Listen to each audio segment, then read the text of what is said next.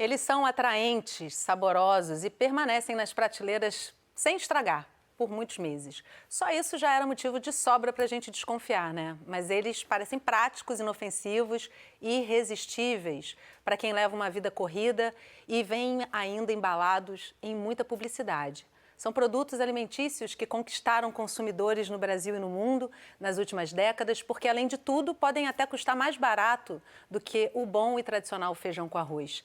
Recentemente, pesquisadores da USP criaram uma classificação para eles, são os ultraprocessados, resultado de alterações industriais que não tardaram a impor consequências para a saúde humana.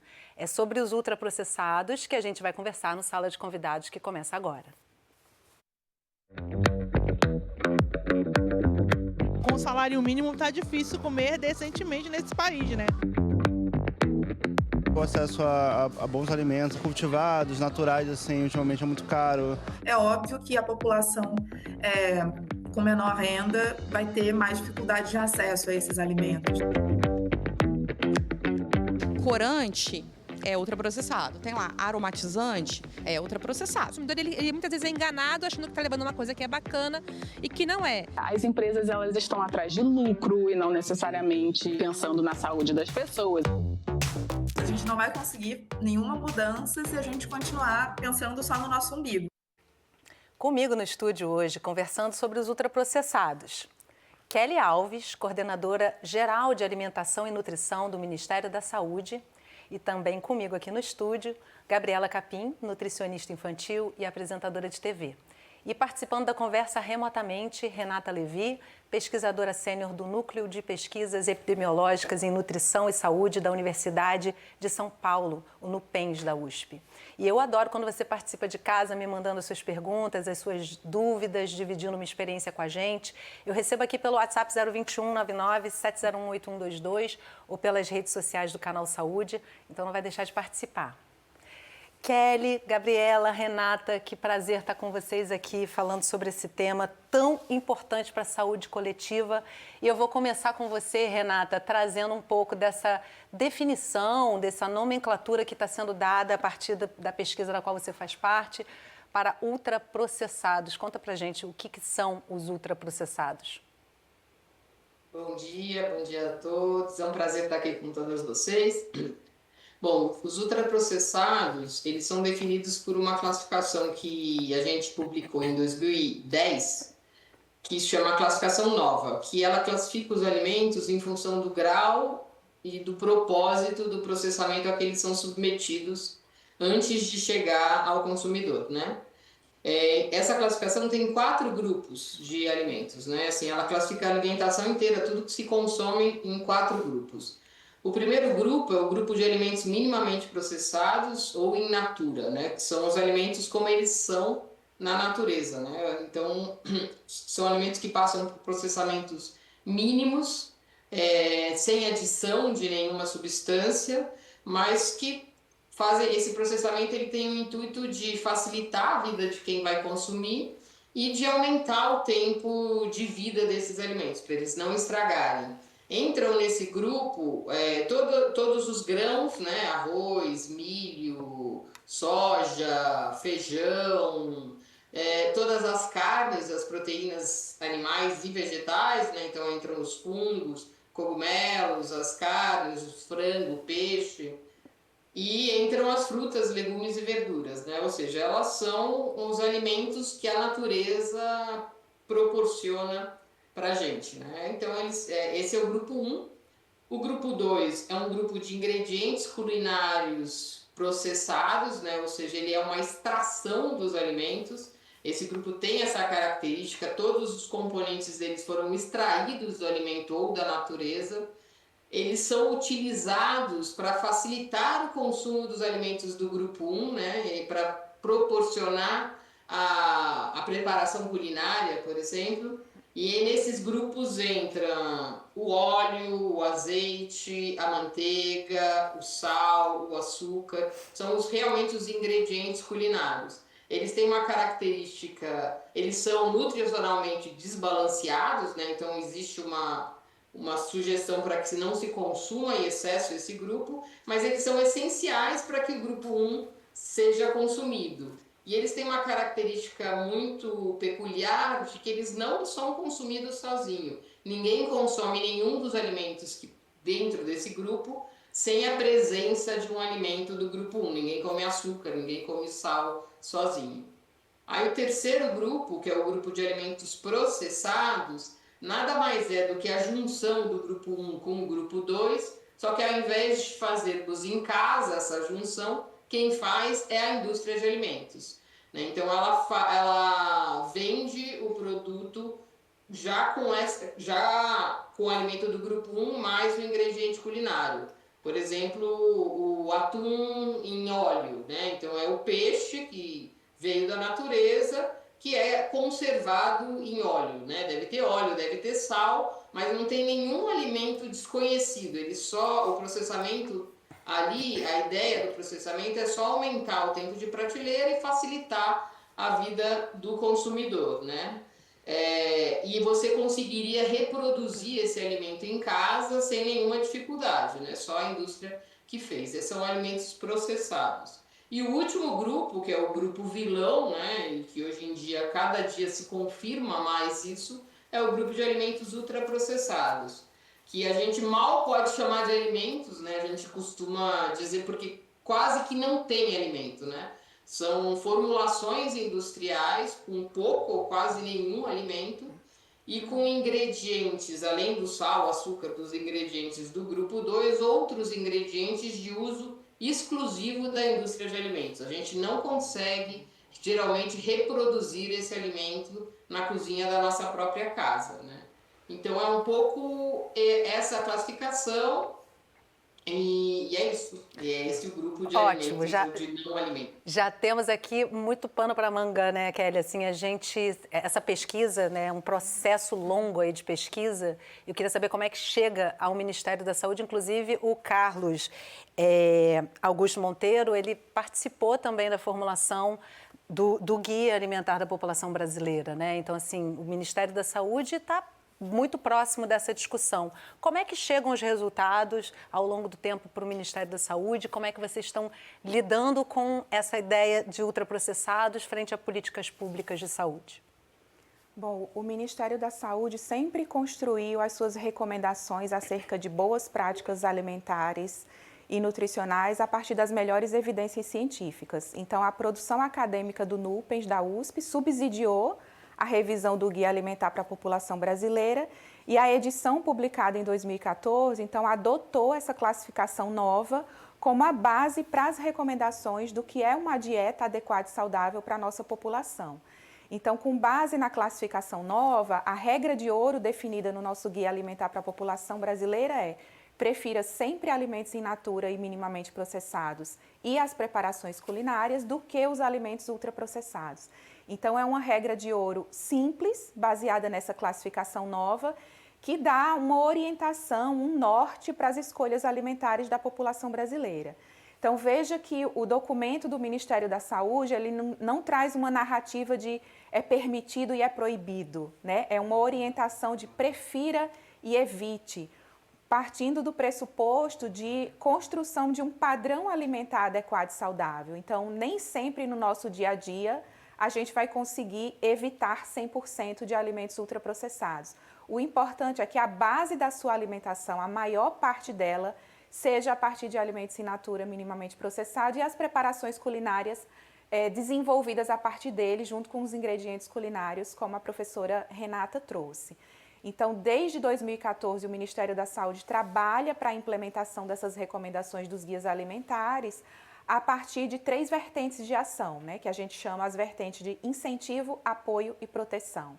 Então, o Ministério da Saúde parte da perspectiva de que é importante fornecermos informações seguras e de qualidade para a população brasileira, é importante termos as ações de educação alimentar e nutricional, mas elas sozinhas não são suficientes. Nós precisamos de políticas públicas que apoiem a população a fazer essas melhores escolhas e políticas públicas que protejam a população do incentivo e do acesso aos alimentos ultraprocessados.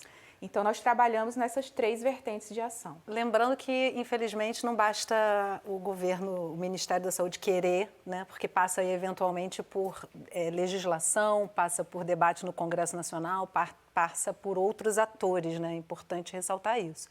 Gabriela, você é nutricionista infantil, fez um programa durante muito tempo focado nesse tema e a gente sabe que a indústria de alimentos foca muito nesse público infantil para fidelizar desde pequenininhos, convencer esse paladar de que esse é o alimento, né? Essa é a referência, exatamente. E agora, recentemente, a gente já fez até programas aqui no Canal Saúde, as pesquisas sobre microbiota intestinal vêm avançando bastante no sentido de mostrar que a alimentação nos preenche de saúde ou de doenças, né? E aí, queria que, se você puder, que você traga um pouco para a gente de qual é o impacto na microbiota dessa criança, desde muito cedo, na criação desse perfil de paladar, né?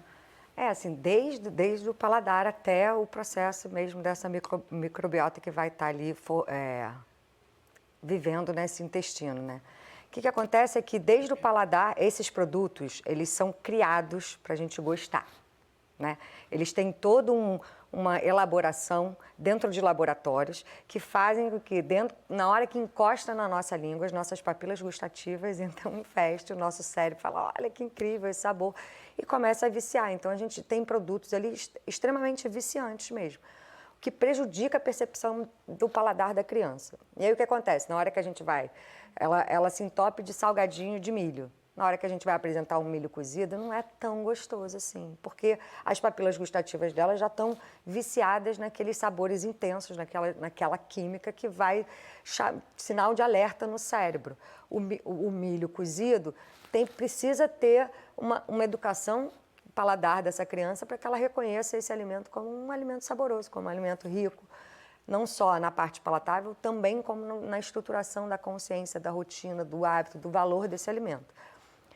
Quando vem para dentro da gente mesmo, dentro do intestino, a gente tem uma série de micro-organismos que ajudam a gente a digerir os alimentos de comida de verdade. Quando esses alimentos ultraprocessados, recheados de aditivos químicos, entram no nosso organismo, eles desregulam toda essa flora intestinal da gente, o que faz com que o nosso metabolismo tenha um desgaste absurdo para conseguir regular o que não é alimento, o que é energia, que vai trazer saúde, o que a gente tem que combater para tentar eliminar. O estresse metabólico é enorme. Só que a gente continua vivendo. A gente continua crescendo, se desenvolvendo, mesmo comendo mal. O sistema imune está ali trabalhando, né? Ocupado nisso, ocupado, né? E desgastando todo o metabolismo.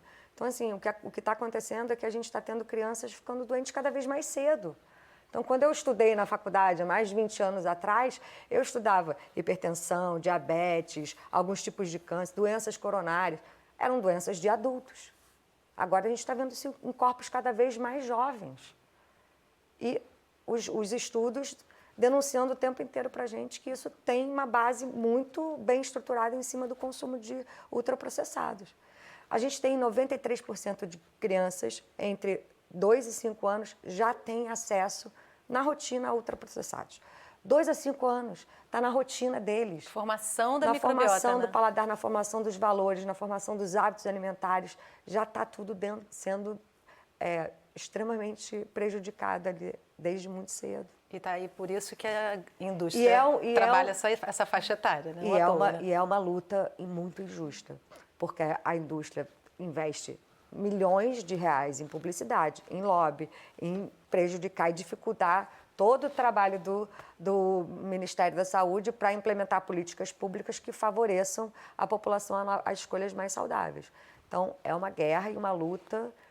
A gente tem vários elementos aqui para discutir quando a gente voltar das matérias, mas já fica assim no ar, né? Essa coisa assim, precisa se fazer uma série de políticas, mas a taxação dos produtos não acompanha essa ideia, né? Enfim, a gente tem muita coisa para discutir aqui, mas antes disso, afinal, qual é o problema dos ultraprocessados e como reconhecer um deles? A Juliana Duarte vai te ajudar a entender.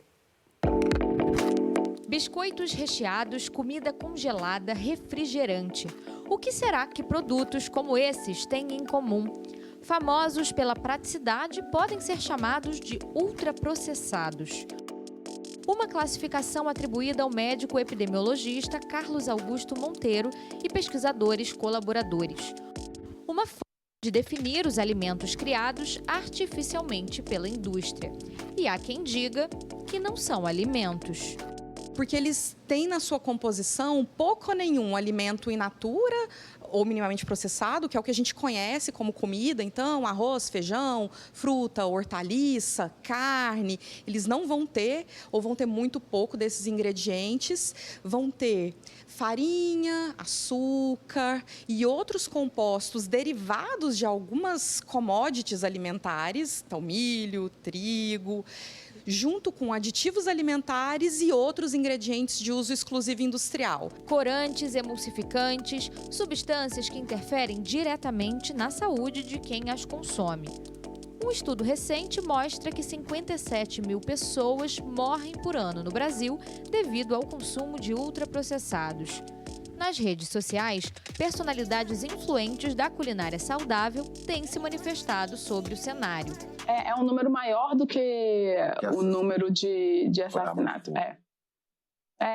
Eu faço essa comparação, que a bala de saquinho mata mais que a bala de revólver, né? As empresas, elas estão atrás de lucro e não necessariamente pensando na saúde das pessoas ou na saúde do meio ambiente. Daniela Canella aponta que já são documentadas 32 doenças relacionadas ao alto consumo desses alimentos. As mais diversas, de depressão à síndrome do intestino irritado, por exemplo.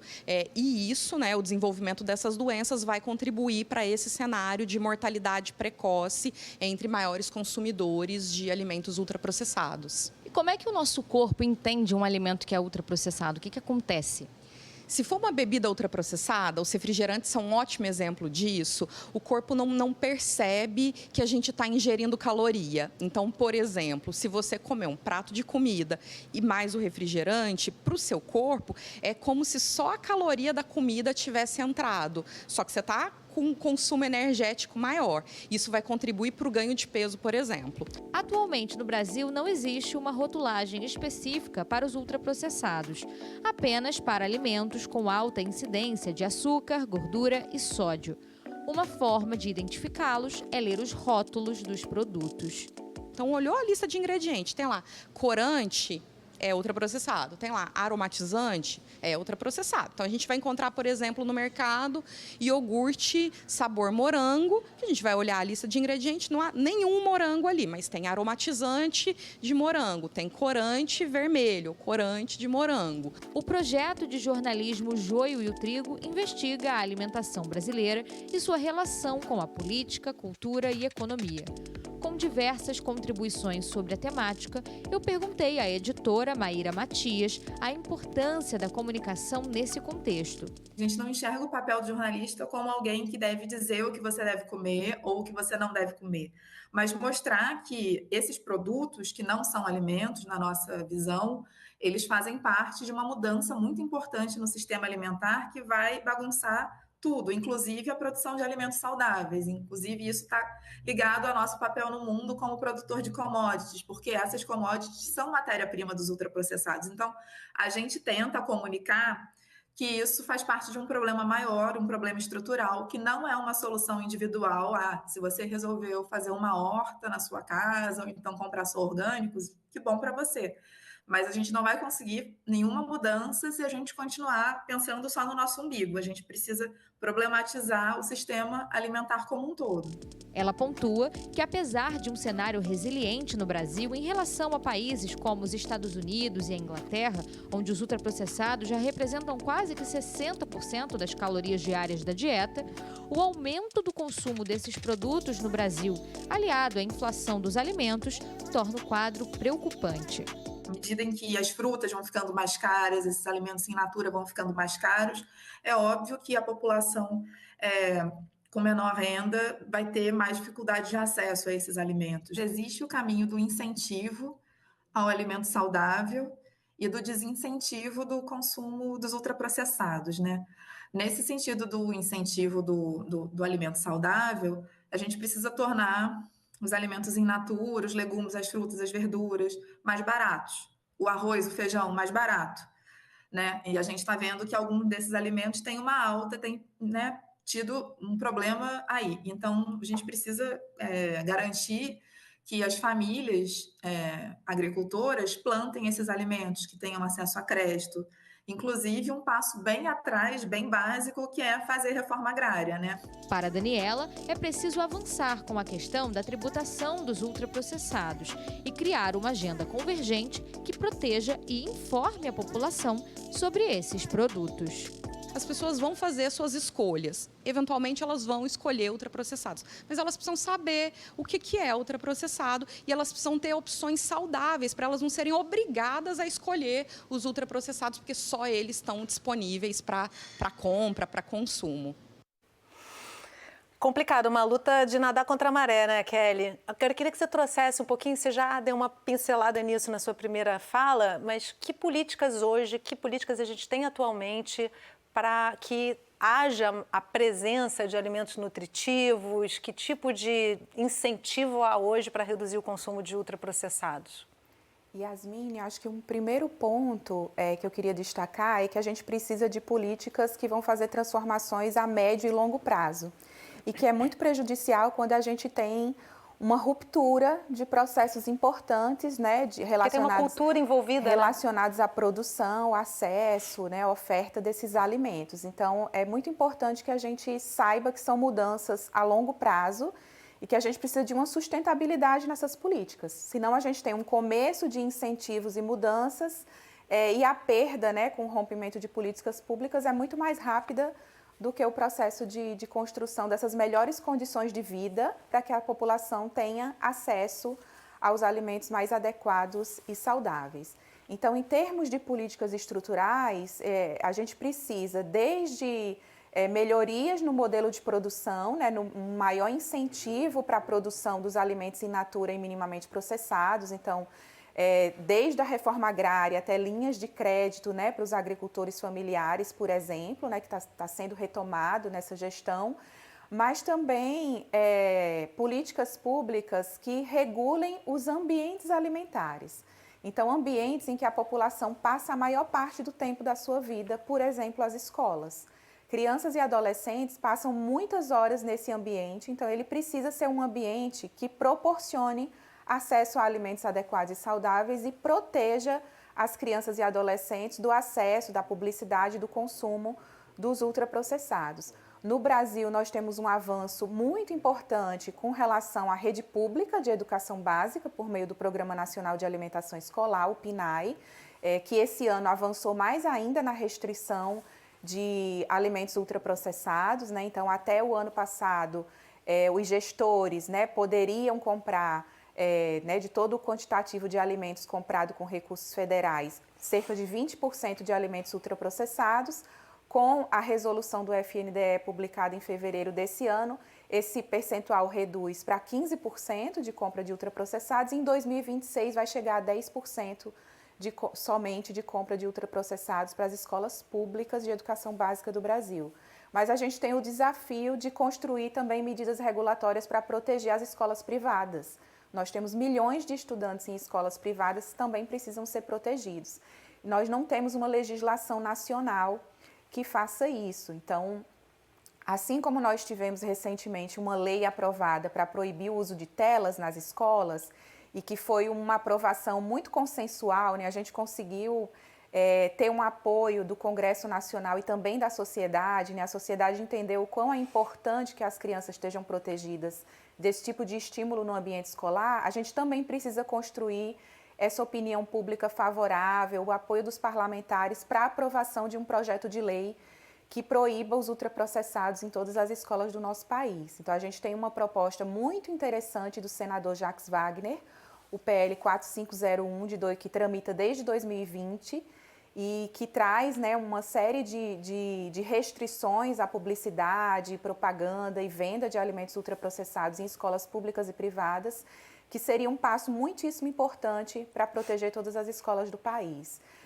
Outra questão super importante é a regulação da publicidade, né? Dessa publicidade abusiva que está presente no cotidiano. Mesmo o processo do cigarro, né? Que acho que precisa passar, né? Exatamente. Até porque os resultados também são bem semelhantes, né? Exatamente. Então, a nossa Agência Nacional de Vigilância Sanitária, a Anvisa, tem uma resolução, né, uma RDC, publicada em 2010, mas que desde então vem sendo judicializada por uma série de associações da indústria de alimentos, né, uma série de processos judiciais, que impede que a Anvisa execute esse seu papel de regular a publicidade. Não é uma disputa fácil, né? Não é uma disputa fácil, veja, desde 2010. Então, a gente precisa também dessa regulação da publicidade de alimentos no nosso país. E a gente precisa trazer para a população esses dados, né, Gabriela? Assim, uma coisa que me chamou a atenção na matéria é uma fala da Daniela dizendo que o corpo não percebe que a gente está ingerindo caloria. Na verdade, eles são hipercalóricos, né? Por exemplo, o refrigerante. Então, assim, o corpo, na verdade, tem uma caloria hipercalórica vazia, né? Queria que você trouxesse um pouquinho isso e o quanto que isso gera uma desnutrição. Obesidade com desnutrição, né? Exatamente. Esse é um conceito muito doido, né? Porque eu lembro quando eu estudei na faculdade, a gente estudava o corpo desnutrido, a gente tinha um número grande no Brasil de crianças desnutridas e um número relevante de crianças obesas. Hoje isso se inverteu, a gente tem mais crianças obesas, porém corpos desnutridos, o que parece ser incoerente. Como é que pode ser uma pessoa obesa ou acima do peso e esse corpo está desnutrido? E é justo por isso que você está falando, porque está ingerindo muitas calorias que não tem valor nutricional nenhum. Então, o indivíduo acaba ganhando peso e tornando aquele corpo inflamado, doente, apesar de estar muito acima do padrão ou do que seria o ideal para esse corpo. Então, o alimento, quando ele vem sem valor nutricional, ele preenche, ele mata a fome, né? Ele dá uma sensação de saciedade, porém, o corpo não absorve aquilo como nutriente potente para desenvolvimento e crescimento. Então, o corpo adoece. Algumas partes nem entende aquilo ali como alimento, não, né? Com as crianças, eu costumo fazer uma analogia que é o seguinte. Pensa que o nosso corpo é uma Ferrari. Ou um carro de luxo qualquer. Pensa que o nosso corpo é um carro zero que você acabou de comprar e sair da concessionária. Você vai chegar num posto de gasolina, você vai botar gasolina adulterada ou você vai botar gasolina aditivada, premium? É claro que a gente quer botar gasolina premium. Se a gente botar a gasolina adulterada, o carro vai andar. O seu carro zero vai andar. Vai chegar na tua casa, vai te levar para passear, mas daqui a pouco a manutenção dele vai sair mais cara do que se você botar uma gasolina que foi preparada para aquele corpo. É a mesma coisa com o nosso corpinho. A gente tem a gasolina perfeita, que são os alimentos minimamente processados, in natura, os ingredientes. Está aí, a natureza é abundante. A natureza é abundante. O conflito é que a gente não está falando da abundância de saúde, a gente está falando de abundância de lucro, de dinheiro. Quanto mais a indústria quer mais lucrar, mais enche a gente de doenças, em que elas lucram dos dois lados. É muito gasto ali da saúde, né? Então, assim, é a gente perceber que a abundância da saúde da gente está no lugar mais simples. E aí a gente se conecta com também a sustentabilidade. Quanto mais a gente descasca, mais a gente aduba o planeta. Quanto mais a gente desembala, mais a gente polui o nosso planeta. Polui o nosso corpo por dentro e polui o planeta por fora. Exatamente. Para a gente fechar esse bloco, Renata, é super importante trazer aqui a participação da audiência. A Luísa, do Rio de Janeiro, obrigada pela sua participação, Luísa. Ela coloca a seguinte pergunta: ter uma alimentação saudável, mas ingerir alimentos ultraprocessados de vez em quando é prejudicial? Existe um meio do caminho, uma medida de ingestão de ultraprocessados que não seja tão prejudicial? Então, a gente não tem esse valor, ainda que seria um ponto de corte que acima de um determinado valor ele começa a fazer mal, né? A maioria das associações que se encontram entre consumo de ultraprocessado e desfechos em saúde, grande parte delas é dose e resposta, que a gente chama, ou seja, quanto mais ultraprocessado, maior é a probabilidade ou o risco de ter a doença. Quando você está diante disso, o ideal é zero, né? O ideal é que você não tenha essa exposição para que você não adquira a doença. No que não quer dizer que você não possa nunca na vida consumir algum ultraprocessado, mas a orientação é que não se consuma, né? É que ele seja próximo a zero, né? Mas a gente não tem um ponto de corte de dizer assim, olha, acima de 10% das calorias passa a ser um problema, né? Assim, ele é um problema, quanto mais se consome, maior é o problema, né? Então, assim, não há ainda uma divisória. Gabriela, quer complementar antes da gente ir para o intervalo? Ouvindo a Renata, eu lembrei também de uma colocação que eu falo com as crianças, assim, que eu acho que serve para os adultos também. Quando a gente toma banho todos os dias, certo? E no banho a gente lava o nosso corpo, de fora, pele e cabelo. E a gente suja o corpo o tempo inteiro, né? É importante, né? E aí a gente toma banho todos os dias. Na hora, como é que a gente limpa o corpo de dentro? Porque a gente também suja o nosso corpo por dentro todos os dias quando a gente come os ultraprocessados, quando a gente come besteira, quando a gente, né, consome açúcar, quando a gente consome todas essas coisas que a gente está falando. A gente sujou o nosso corpo por dentro. A gente precisa lavar. Para lavar, a gente usa frutas, legumes e verduras, como condicionador, shampoo e sabonete, e enxágua. É um jeito da gente entender que o consumo de ultraprocessados está aí, é difícil resistir, vira e mexe a gente se depara com uma situação que a gente não tem muita opção, mas se a gente entender que existe uma forma ou de minimizar os danos, que é a gente usar como base a lavagem por dentro, a gente suja um pouquinho, né? E lava um pouquinho, suja um pouquinho, lava um pouquinho, porque senão a gente vai só sujando. Olha, eu preciso chamar o intervalo. Eu vou fazer o seguinte, porque tanto Kelly quanto Renata querem fazer um complemento, mas nosso intervalo já está atrasado e na volta a gente continua esse papo. No próximo bloco, além de eu trazer a palavra das nossas convidadas, a gente vai para as ruas do Rio de Janeiro com uma nutricionista para ver como os ultraprocessados estão no dia a dia dos brasileiros. A gente já volta. Não sai daí.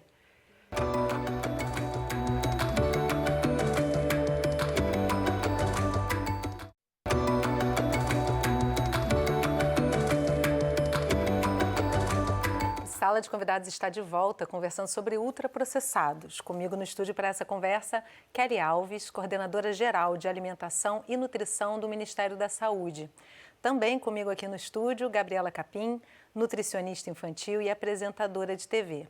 E participando da conversa remotamente, Renata Levi, pesquisadora sênior do Núcleo de Pesquisas Epidemiológicas em Nutrição e Saúde da Universidade de São Paulo. E você que ainda não participou do programa de hoje, manda aqui suas perguntas, seus comentários, pelo WhatsApp 021 99 701 8122 ou pelas redes sociais do Canal Saúde. Kelly, você ia comentar, né, a partir das falas tanto da Gabriela quanto da Renata. Isso, e também de alguns dos elementos da matéria da chamada, né? Eu acho que 2 obstáculos importantes para que a gente promova um padrão alimentar em que a população consiga ter a maior parte das suas refeições diárias com base nos alimentos in natura e minimamente processados e consiga evitar os ultraprocessados no seu cotidiano. Acho que a matéria destacou para a gente a questão do tempo e a questão do preço, né? Que são obstáculos que o nosso Guia Alimentar para a População Brasileira aponta. Então, é importante que nós tenhamos também políticas públicas, por exemplo, que melhorem a nossa mobilidade urbana. A população brasileira, a classe trabalhadora, perde muito tempo no transporte público, no deslocamento de ida e vinda de casa para o trabalho ou para a escola. Então, a gente precisa entender que políticas públicas de mobilidade urbana também podem contribuir para que a população tenha mais tempo disponível para planejar e realizar, produzir suas refeições e também tenha condições de mobilidade nas cidades para os territórios, para os bairros em que os in natura e minimamente processados estejam mais disponíveis. Infelizmente, a gente tem, né, os chamados desertos e pântanos alimentares em que parte considerável da população nem sequer tem o acesso físico aos alimentos in natura e minimamente processados, né? Então, pode até ter renda, mas não tem o acesso físico, um local de compra adequado, precisa se deslocar para outro bairro, para outra região da cidade para comprar. Então, ter políticas de mobilidade urbana são fundamentais. Não é só da saúde, né? Não é só da saúde, é importante falar isso, são vários setores que precisam se envolver nesse debate. E por último, eu queria destacar a questão do preço, né? Nós estamos numa fase muitíssimo importante no nosso país de uma reforma tributária, com uma aprovação muito difícil no Congresso, né? Todos acompanharam, mas nós tivemos ganhos importantes e que vão começar a ser implementados a partir de 2027 e gradativamente até 2033. Então, eu queria destacar a questão das alíquotas, né, relacionadas a alimentos. Então, ter um conjunto de alimentos adequados e saudáveis com alíquota zero de imposto, né, isso vai beneficiar a questão do preço do produto final e proporcionar um melhor acesso. E a aprovação, né, super importante o nosso país ter aprovado um imposto seletivo sobre produtos danosos à saúde humana e ao meio ambiente, né? E aí entra tabaco, álcool e as bebidas açucaradas. Então, é super importante que agora a gente acompanhe, né, a proposição do governo que vai tramitar no Congresso para que o nosso imposto seletivo sobre as bebidas açucaradas realmente tenha uma alíquota que cause um real aumento do preço final do produto e, com isso, o desestímulo ao consumo. Renata? Não, eu só queria fazer uma parte do que a Gabriela falou, né, do lavar o corpo. Não é o que os estudos dizem, sabe? Assim, a maioria dos estudos que associam o consumo de ultraprocessado com desfechos em saúde, eles ajustam todas as análises e os modelos, seja pelo percentual de frutas, legumes e verduras, seja pelo percentual ou pela contribuição dos nutrientes que são desejáveis, né? Vitaminas, ou não desejáveis, ou percentual de açúcar e gordura. E ainda assim o alimento ultraprocessado continua tendo um efeito para a saúde, sabe? Para os desfechos que são analisados. E o inverso também é verdadeiro. Se você pega, por exemplo, frutas, legumes e verduras que a gente sabe que tem um efeito protetor para o desenvolvimento de várias doenças, se você coloca no modelo o percentual de ultraprocessado, esse efeito diminui, né? Esse efeito protetor também diminui mais do que o inverso, né? Do que quando você tem ultraprocessado sendo avaliado e você coloca a parte FLV para ajustar. Essa parte ajusta, assim, o efeito, o risco diminui, mas não diminui tanto. Agora, o inverso, a proteção parece diminuir mais quando você insere ultraprocessado no modelo. Então, isso indica que o ultraprocessado faz mal e que essa lavagem não é suficiente. Assim, você não vai eliminar o efeito negativo que ele traz. Era só essa parte. Aí bota aí nessa panelinha para misturar os agrotóxicos também, a gente está super bem servido. Bom, vamos chamar a nossa próxima reportagem. A nossa repórter Juliana Duarte esteve nas ruas do Rio de Janeiro para saber como os cariocas estão se alimentando. Dessa vez, ela contou com a ajuda da professora associada do Instituto de Nutrição da UERJ, Ana Carolina.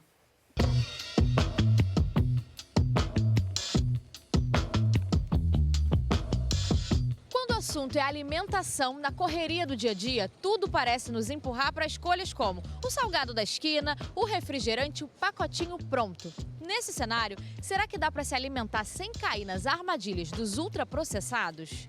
Como é a sua alimentação no dia a dia, assim? É meio complicada porque eu não tenho muito tempo para ter uma alimentação mais saudável, né? De 0 a 10? 7,5. Ai, uma porcaria, assim. E não muito boa, sobretudo porque o acesso a bons alimentos orgânicos, alimentos bem cultivados, naturais, assim, ultimamente é muito caro. Mas por que uma porcaria, então? O que você costuma comer, assim, que não é tão legal? Porque no meu tempo, assim, tipo, eu como muito, é um café, às vezes um pão, às vezes um biscoito, só para tapiar a fome por causa do tempo. Tô sempre corrida, entendeu? Bastante verdura, legumes, proteína. Para você, é fácil ter esse tipo de alimentação? Não, porque com o salário mínimo tá difícil comer decentemente nesse país, né?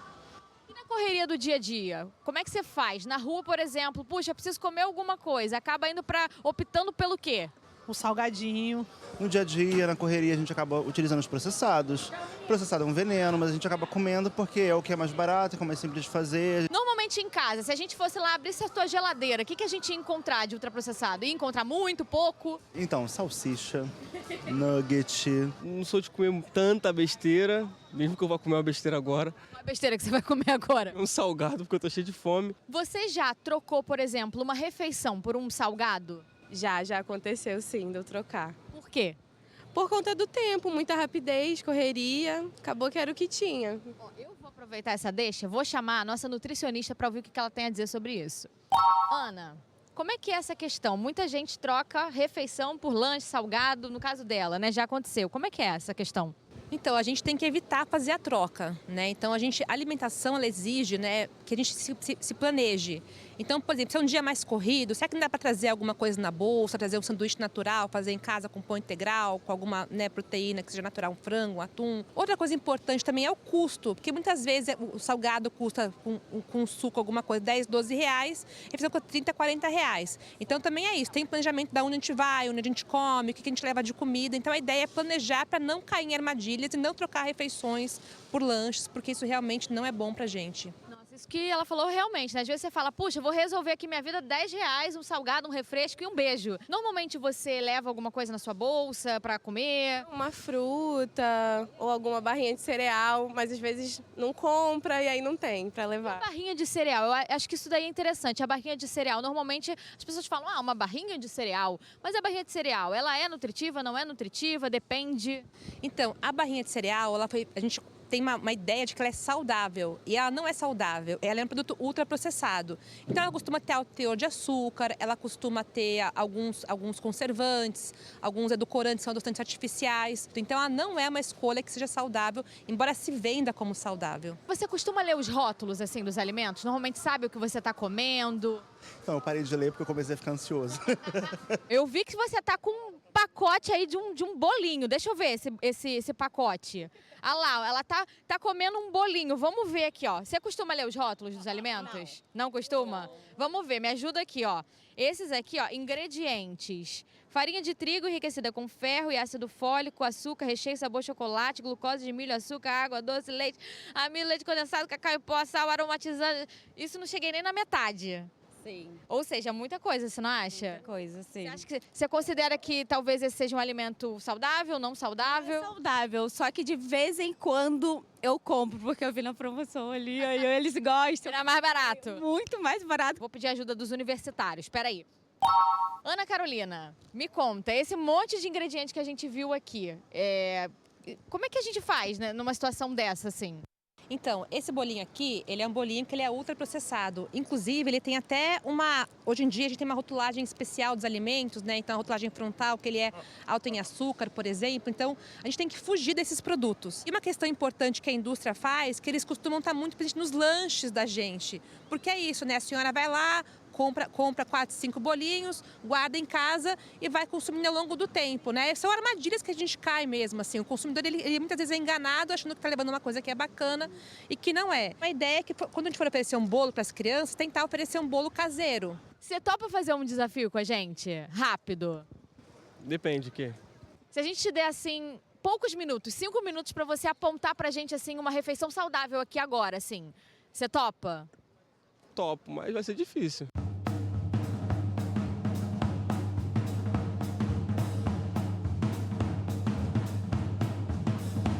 Olhou, avaliou, qual que é o lanche que você monta aqui agora, assim, pra ser mais nutritivo um pouco? Então, com as opções que eu tenho aqui, eu acho que um misto, queijo, presunto e um suco da fruta. Ana, e aí, essa escolha dele? É uma escolha meio boa, né? Meio boa. Então vamos pensar aqui, é lógico que aqui é um lugar que é muito desafiador de a gente conseguir achar uma boa opção que seja bem saudável, assim. O suco, muito bom e muito bacana, e seria melhor o suco sem açúcar. Então, escolher uma fruta que seja mais doce, né? Então, um suco de manga, por exemplo, seria mais fácil.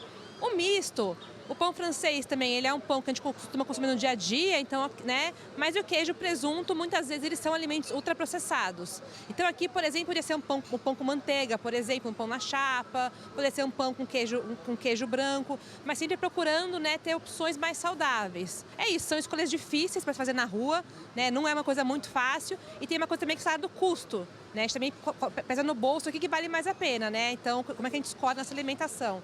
Mas você tá de parabéns. Olha, arrasou! Bom, gente, por aqui, vocês veem que não é tão fácil, né? Mas nosso amigo arrasou. Eu quero saber agora no estúdio aí pra vocês como é que é essa questão. É com vocês aí no estúdio. Nossa, a gente aqui no estúdio nem consegue parar de conversar enquanto tá rolando a matéria, assim. Eu confesso que eu fico com inveja da Juliana de conseguir ler o rótulo, porque eu nem de óculos consigo ler o rótulo, ou seja, são rótulos que não são para ser lidos, né? Porque a gente não consegue entender o que está escrito ali, né? E aí, Gabriela, uma coisa que na nossa conversa que você teve com a produção antes do programa, vocês duas, na verdade, citaram a rotulagem no Texas, né? Que está lá não adequado para, não recomendado para consumo humano, né? Isso é espetacular, né? Ainda é um projeto de lei lá, né? Uhum. Mas é isso, assim, tem produtos que não deveriam nem existir. A gente fica se perguntando por que ainda existe refrigerante? Por que ainda existe biscoito recheado? Por que ainda existe salgadinhos? Por quê? Porque aquilo não serve para nada, a não ser para encher o bolso de quem não come isso.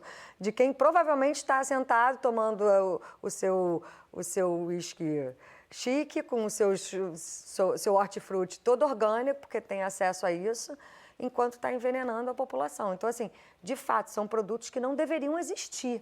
Então, a gente conseguir colocar no rótulo de uma maneira clara e objetiva que esses produtos... Que nem no cigarro, né? Exatamente. O verso hoje do cigarro dá uma assustada ali, né? Você olha e fala, nossa, será que eu vou fazer isso? A comida precisa entrar nesse lugar. Sim, eu quero me matar, eu vou comer aquilo ali, eu vou fumar aquele cigarro. Certo, escolha, pessoal.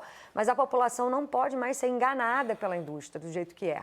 Em que está tudo bem, que a gente está enchendo de vitaminas e que a gente está enchendo de proteínas e que seu filho vai crescer forte, saudável, achando que o iogurte vale por um bifinho. Desculpa, não dá mais. Não dá para enganar a população mais desse jeito, assim.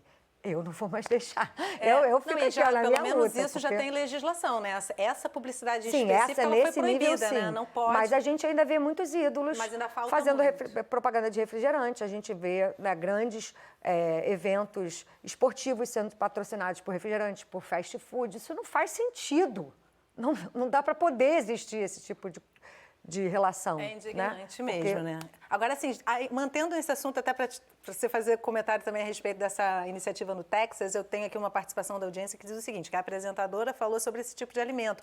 Qual o processo para que nas embalagens indiquem que isso não é um bom alimento? Como é que a gente chega nesse resultado final de clareza do que a gente está consumindo?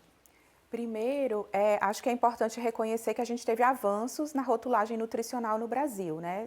São processos longos, né, da agenda regulatória da Anvisa, muitas etapas, mas a gente teve avanços significativos na melhoria da tabela nutricional no verso do produto, a lista de ingredientes e a rotulagem frontal de advertência, né? A lupa caiu, né, já no imaginário popular, todo mundo entendeu que tem lupa é alto em, né? Tanto que a gente vê, inclusive, memes e piadas usando a ideia do alto em.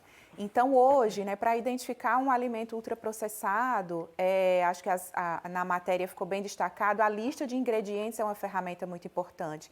Então, embora ela seja muito pequenininha, dependendo do tamanho da embalagem, mas a lista extensa de ingredientes que você não tem em casa, tem muita coisa ali que você não consegue, não são alimentos, produtos que você consegue reproduzir em casa e principalmente os aditivos cosméticos, né, como a gente costuma chamar. Então, é tão longe de um alimento de verdade que ele precisa ter algo que dê textura, algo que dê sabor, algo que dê aroma, para você achar parecido, né, e justamente esses aditivos cosméticos que contribuem para essa hiperpalatabilidade e se tornarem viciantes, como a Gabriela já trouxe para a gente. Então, usar o rótulo e principalmente a lista de ingredientes é super importante. Quer comentar, Gabriela? Eu ia falar assim, que as frutas, legumes e verduras não têm rótulo, né? E é a base do que a gente deveria consumir. Então, a gente não precisa ler rótulo, a gente precisa descascar. E nem tirar a embalagem, né, Renata? Pode ser simples. Eu queria primeiro ressaltar aqui que, lógico, a indústria esperneia e inclusive, coloca em dúvida, né, a verdade das pesquisas, dos resultados, isso já era esperado, né? E aí eu queria compartilhar com você que eu sou uma das pessoas pesquisadas no Nutrinet Brasil, que é um dos maiores, o maior estudo, né, longitudinal feito até aqui sobre isso. E aí eu queria que você falasse um pouco desse processo, para quem está em casa não ficar no meio dessa disputa de narrativas, né? Porque você ter 100 mil pessoas sendo acompanhadas por 10 anos, não é possível que você não consiga coletar dados fidedignos à realidade, né?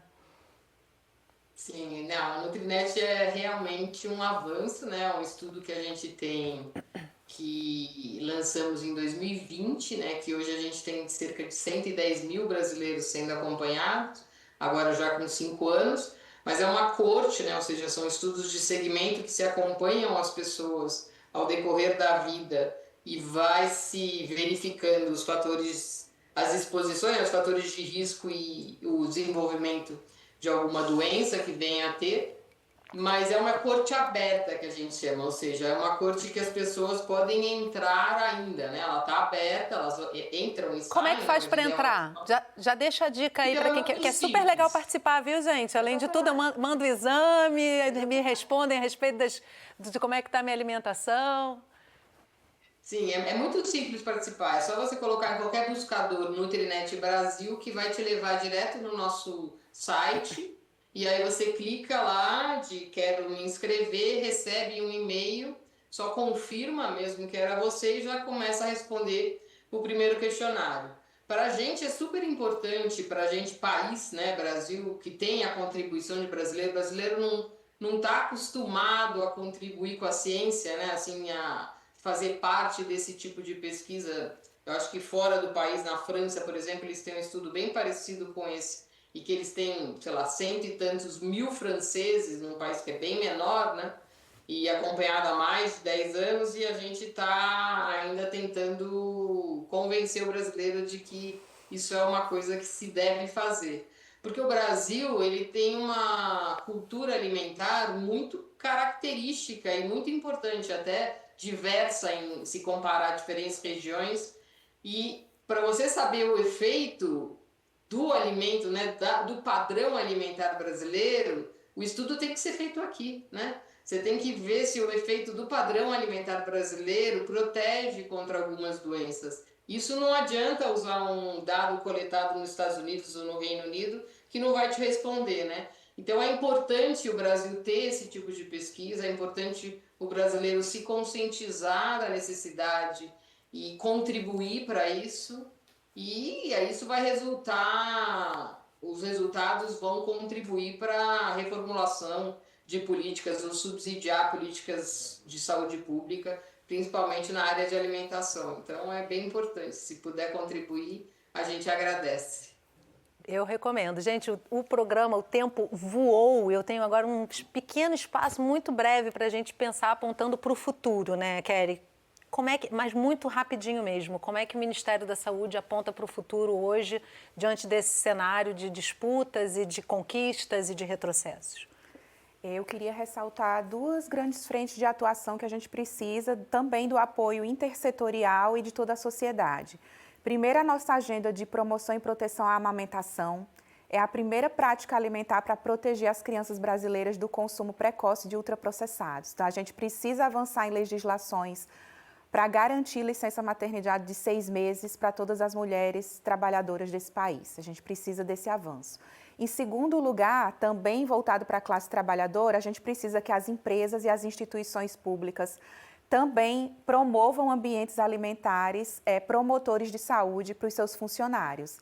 Então, ambientes em que a gente tenha refeitórios, copas, acesso à água potável, né, para evitar o consumo de refrigerantes, bebidas adoçadas, a gente precisa facilitar o acesso à água gratuita e de qualidade para os trabalhadores, né? Facilitar para quem leva a sua marmita, ter um local adequado, né, para acondicionar, para consumir, e que as empresas e as instituições públicas que ofertam refeição para os seus trabalhadores também garantam que seja adequado, saudável, livre de ultraprocessados.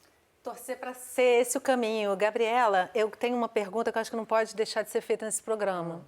Eu já fui a nutricionistas algumas vezes e saí com um folder de produtos ultraprocessados para consumir, entre eles, por exemplo, o whey protein, que é um ultraprocessado, né? Sim. Como é que quem procura essa assistência deve lidar com essa demanda de informações e como é que a gente... Enfim, o que se faz com isso, né? Porque está na academia esse direcionamento ainda, né? Sim, ainda. Eu acho que a gente tem que, procurar perfis... Na academia, faculdades, né? Sim. Diga-se, importante ressaltar. Eu acho que assim, tem uma questão que a gente também entender qual é o perfil desse profissional que você vai buscar e qual é o objetivo, né?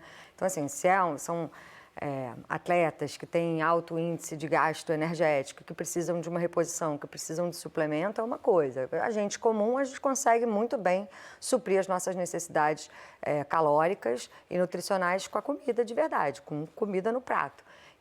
Esse é o lugar que eu acho que é o mais cuidadoso, e trazer essa comida de volta para a mesa, sabe? A gente perdeu muito esse lugar de compartilhar a comida.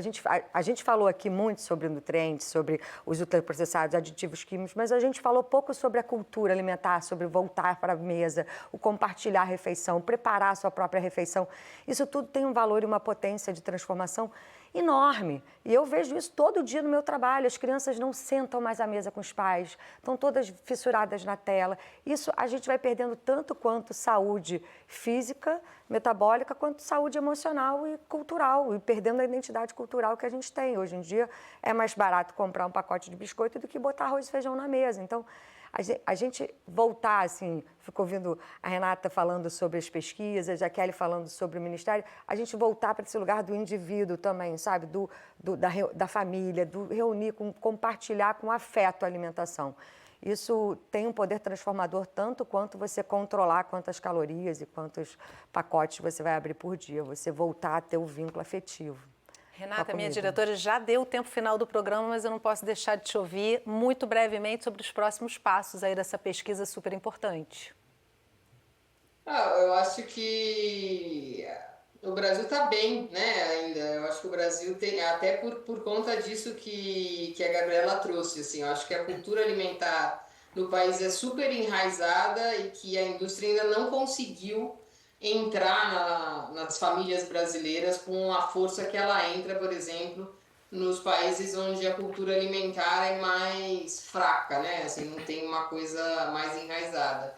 E eu acho que a gente tem que trazer de volta mesmo a necessidade de voltar a cozinhar, de se alimentar com garfo e faca numa mesa e trazer da alimentação o lado social que ela também tem, para além, né, só dos efeitos do alimento, do efeito social de se conviver e se conversar e sentar à mesa e voltar a cozinhar, enfim, eu acho que é um todo.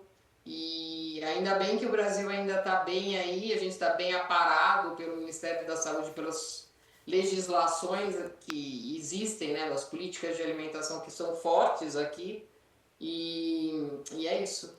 E com a cultura. Fica a dica, né? Assim, que se a gente não deixar eles crescerem, já é um grande avanço, vamos dizer assim. Gente, muito obrigada, né? Acho que fica a dica aí para quem está em casa, faça a sua próxima refeição com a sua família ou com seus amigos, né? Retome esse hábito. Muito obrigada, Renata, Gabriela, Kelly, pela participação de vocês aqui hoje falando desse assunto tão importante. E obrigada a você que acompanhou o programa de hoje. A gente se vê no próximo programa, sempre com um assunto relevante para você. Até lá!